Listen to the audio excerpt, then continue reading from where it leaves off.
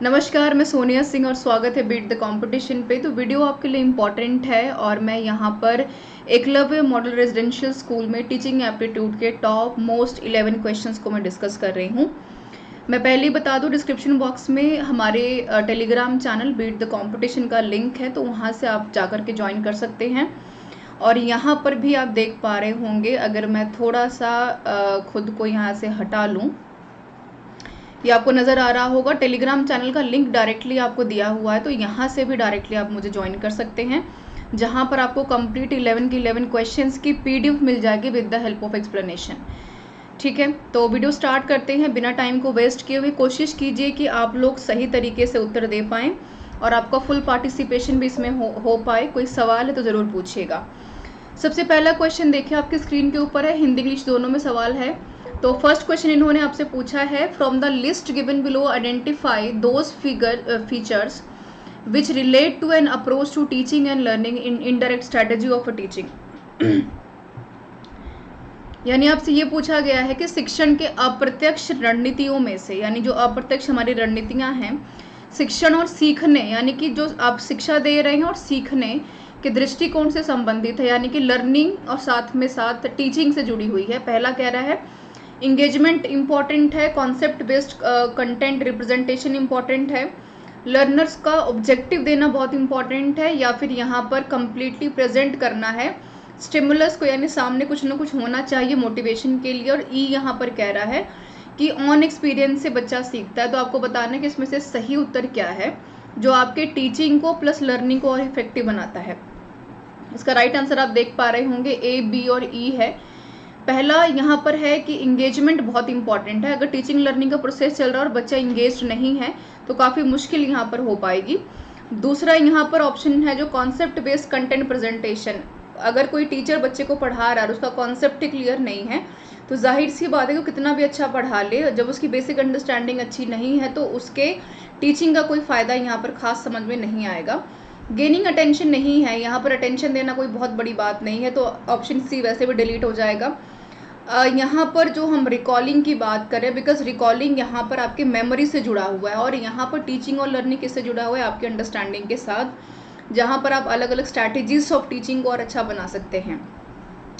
तो आप देखेंगे कि ई ऑप्शन जो इनकरेज करता है बच्चे को ताकि वो अपने एक्सपीरियंस से लर्निंग बाय डूइंग से सीख सकता है, तो ई ऑप्शन यहाँ पर सही हो जाएगा। तो ऑप्शन नंबर हमारा जो थर्ड है, जहाँ पर हमने ए, बी और ई की बात की है, वो कम्प्लीटली सही हो जाएगा, जो आप देख पा रहे हैं। टीचिंग स्ट्रैटेजीज होती क्या है? टीचिंग स्ट्रैटेजीज का मतलब होता है जो कि बच्चे को काफ़ी अच्छे से किसी चीज़ को सिखा सकता है। जैसे गेम्स हो गया, लर्निंग बेस्ड प्रॉब्लम हो गया कि बच्चे को कोई प्रॉब्लम दे दी, बच्चा उसको सॉल्व कर रहा है, रोल प्लेइंग नेचर हो गया, प्रेजेंटेशन हो गया जिसमें आप ऑडियो और वीडियो का यूज़ कर सकते हैं, डिस्कशन पैनल यानी ग्रुप में डिस्कशन चल रहा है, ब्रेनस्टॉर्मिंग जहां बच्चा खुद के ब्रेन का इस्तेमाल करके क्रिएटिविटी से सीख रहा है। केस स्टडी बहुत इंपॉर्टेंट है, ये चेक करना कि बच्चे का सोशल और साथ में उसका मेंटल और फिजिकल जो उसका बैकग्राउंड है किस तरीके का है। क्वेश्चन आंसर मेथड बहुत अच्छा है जहाँ पे बच्चा एक्टिवली सीखता है, सवाल जवाब। प्रोजेक्ट डिज़ाइन मेथड जो यहाँ पर 9th सेक्शन में मेंशन किया गया है, जहाँ पर एक प्रोजेक्ट बच्चे को दिया जाता है और बच्चा अपने हिसाब से चीज़ों को फाइंड आउट करके फ्रेम करके स्ट्रक्चर करके कोई चीज़ आपके सामने ले आता है। 10 लर्निंग स्ट्रेटेजीज हैं जो आप देख पा रहे हैं। तो अडेप्टिव है, किसी चीज़ को अडेप्ट करना। कॉन्सेप्ट बेस्ड लर्निंग बहुत इंपॉर्टेंट है। क्रॉस ओवर लर्निंग यानी टीचर लर्नर से, लर्नर टीचर से सीखता है। एनालिटिक्स बहुत इंपॉर्टेंट है, आपके इमोशंस का। आर्गूमेंट्स, बच्चा सवाल जवाब करे। कॉन्सेप्चुलाइजेशन की हम बात करते हैं और साथ में यहाँ पर साइंस और आपका जो साइंटिफिक चीज़ें हैं, इंसिडेंटल चीज़ें हैं, उनसे लर्निंग करने की कोशिश करते हैं। नेक्स्ट क्वेश्चन की तरफ बढ़ेंगे, आप देख पा रहे होंगे क्वेश्चन नंबर 2 को। तो क्वेश्चन नंबर आपका पूछा गया है यहाँ पर कॉग्निटिव डोमेन के साथ, और आपको ध्यान में होगा कि जो आपका EMRS का सिलेबस है उसमें टीचिंग और लर्निंग ऑब्जेक्टिव्स के ऊपर एक अलग से बात की गई है। तो आप देखिए कि नॉलेज एंड द कम्प्रीहेंशन यानी टीचिंग लर्निंग के ऑब्जेक्टिव्स क्या हैं, साफ साफ अगर सवाल पूछा जाए। हायर लर्निंग आउटकम, ताकि टीचर लर्नर को इस तरीके से ऑब्जेक्टिव्स दे पाए, सिखा पाए कि उसका जो सीखने का, बच्चे का जो सीखने का आउटकम हो काफ़ी ज़्यादा बेहतर हो। तो नॉलेज एंड कम्प्रीहेंशन, एनालिसिस करना उसके कॉन्सेप्चुअल एलिमेंट्स को।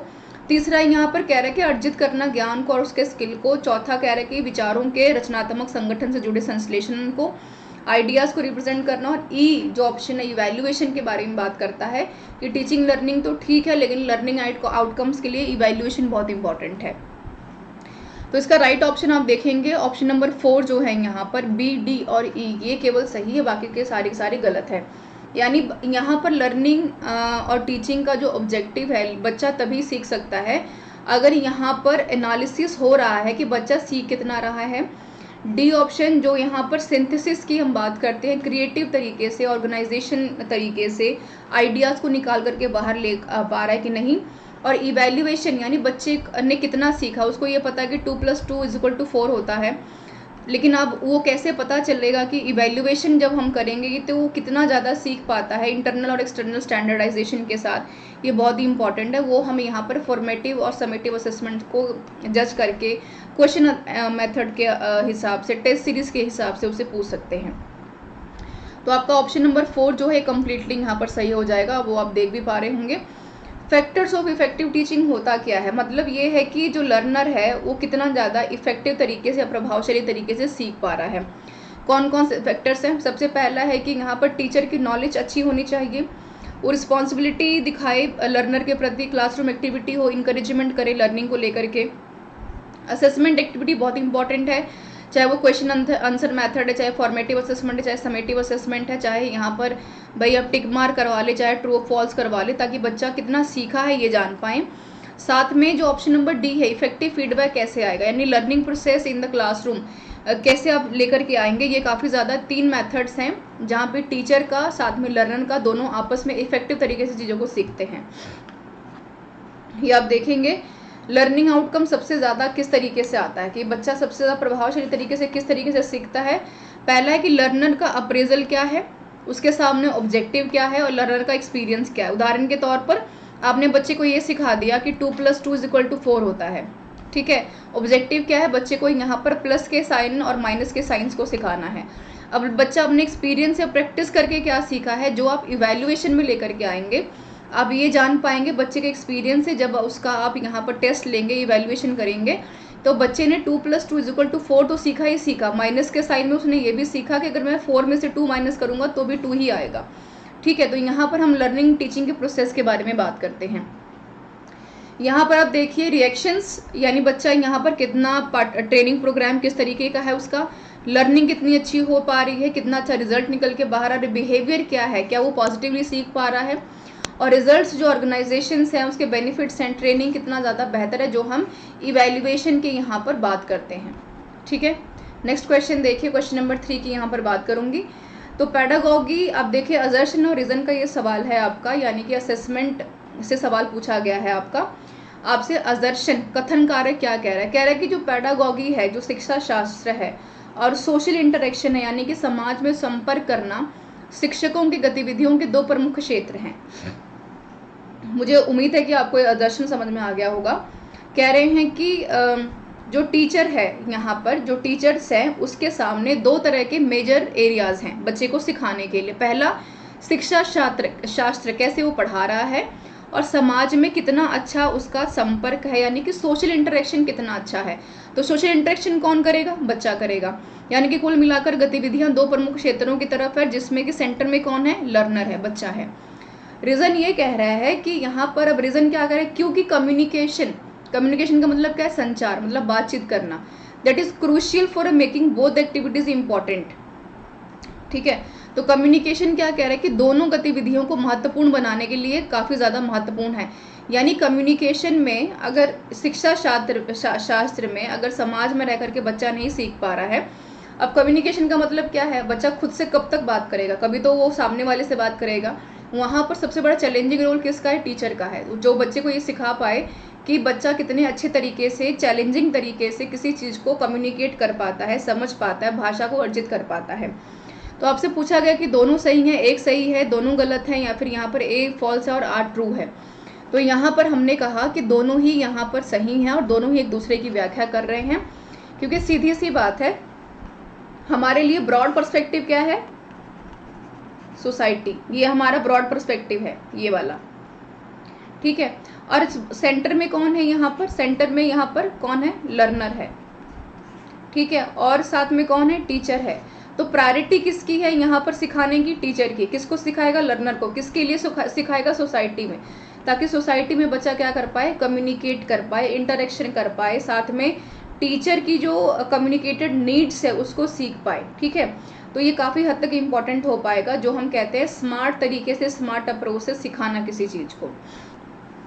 अभी देखिए पेडागॉगी और एंड्रागॉगी। तो एंड्रागॉगी में क्या होता है, एंड्रागॉगी का मतलब होता है कंटेंट सब तरफ है बट लर्नर क्या है यहाँ पर सेंटर में है, यानी बच्चा जो है, चाइल्ड जो है वो सेंटर में रहेगा, क्योंकि कम्युनिकेशन किसको सिखा रहे हैं, यहाँ पर हम बच्चे को सिखा रहे हैं। और पेडागॉगी में यहाँ पर कंटेंट रहेगा यहाँ पर सेंटर में, यानी कि सिखाने वाला रहेगा, यानी कि टीचर सेंटर में रहेगा। अगर आपको डिफरेंशिएशन में सवाल आता है तो ध्यान रखिएगा, पेडागॉगी मतलब टीचर सेंटर, एंड्रागॉगी मतलब लर्नर सेंटर, यानी कि प्रॉफिट किसका देखना है, लर्नर का। तो एंड्रागॉगी क्या है, पॉजिटिव एक टर्म है, अगर दोनों में से सही करने के लिए बोलेगा तो एंड्रागॉगी को आप सही करके आएंगे। क्वेश्चन नंबर 4 की तरफ बढ़ेंगे। क्वेश्चन नंबर 4 में अगेन आपसे सवाल ही पूछा गया है, आई थिंक ये रिपीट हुआ है क्वेश्चन। ठीक है, इसको स्किप करते हैं और आगे बढ़ते हैं। हाँ स्किप देखिए, ठीक है। क्वेश्चन नंबर 4 को देखेंगे, या क्वेश्चन नंबर 4 कर लीजिएगा। ये कह रहे हैं कि इवैल्यूएशन, आपके EMRS के सिलेबस में इवैल्यूएशन के ऊपर अलग से इन्होंने एक अलग टर्म बनाई है, यानी इवैल्यूएशन के ऊपर भी सवाल आएगा। इवैल्यूएशन है क्या, मूल्यांकन, मतलब कि बच्चा कितना सीख पा रहा है। तो ये कह रहे हैं कि जो मूल्यांकन को औपचारिक कहा जाता है जब शिक्षण प्रणाली में सुधार के लिए गुंजाइश और क्षमता की पहचान करना है। मतलब evaluation is said to be formative, formative मतलब बच्चा सेंटर में है, जो आप यहाँ पर कब करते हैं, हर 6 महीने बाद सेमेस्टर जब आपके होते हैं, यानी कि साल में जब 2-3 बार जब सेमेस्टर के बाद इवैल्यूएशन होता है। When the intention is to identify scope and potential for improvement of teaching learning system, पहले इसको समझ लीजिए टर्म को। ये कह रहे हैं कि भाई इवैल्यूएशन करना है, मान लो कोई बच्चा है यहाँ पर चाइल्ड है एक, उसका आपको इवैल्यूएशन करना है। तो इवैल्यूएशन का जो तरीका है, 2 तरीके से करते हैं मूल्यांकन, एक फॉर्मेटिव में करते हैं, एक यहाँ पर हम समेटिव में करते हैं। समेटिव का मतलब होता है फाइनल सबमिशन, यहाँ से याद रखना, फाइनल सबमिशन, जब फाइनल जून में हमारे पेपर हो जाते हैं स्कूल के और फिर बच्चे का रिजल्ट रिपोर्ट कार्ड आ जाता है 31 मार्च को। ठीक है, तो वो तो होगा कि पूरे साल बच्चे ने जो सीखा उसका फाइनल रिजल्ट आया 31 मार्च को, रिपोर्ट कार्ड ये बता रहा है कि बच्चे को कितना आता है। फॉर्मेटिव असेसमेंट का मतलब क्या है, मतलब हर चौथे महीने, 4 से याद रखना, हर चौथे महीने में जो इवैल्यूएशन आप करते हैं। ठीक है, तो इस इवैल्यूएशन में बच्चे का टेस्ट लिया आपने, हर 4 महीने बाद आपने देखा कि बच्चा मैथ ठीक से नहीं कर पा रहा है, 4 महीने बाद फिर आपने टेस्ट लिया, फिर आपने देखा कि बच्चा इंग्लिश ठीक से नहीं कर पा रहा है, तो आपने वहाँ पर वो सारे के सारे मापदंड मेजरमेंट डाले ताकि बच्चा यहाँ पर मैथमेटिक्स और इंग्लिश में जो उसकी गलतियाँ हो रही है उसको सुधार पाए।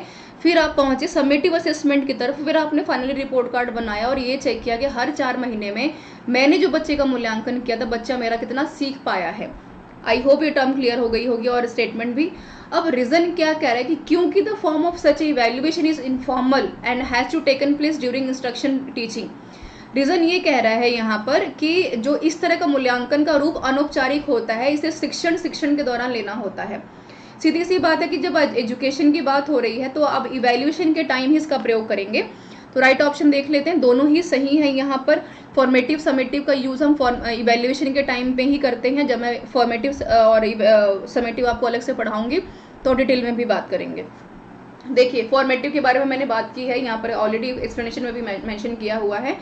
फॉर्मेटिव का मतलब ये होता है ड्यूरिंग द क्लास, इसको ध्यान रखना। 4 का मतलब हर चौथे महीने में, जहाँ पर teacher can change the teaching method. मैंने वही बताया कि जब बच्चा ये जानेगा कि 2 + 2 = क्या है 4, अब हर 4 महीने बाद टेस्ट हो रहा है, उसको ये नहीं याद आ रहा है LKG के बच्चे को कि भाई 2 + 2 4 होता है कि 2 + 2 यहाँ पर 3 होता है। ठीक है, formative valuation are informal as a compare to summative because in formative teacher student can discuss and interact as a per required situation.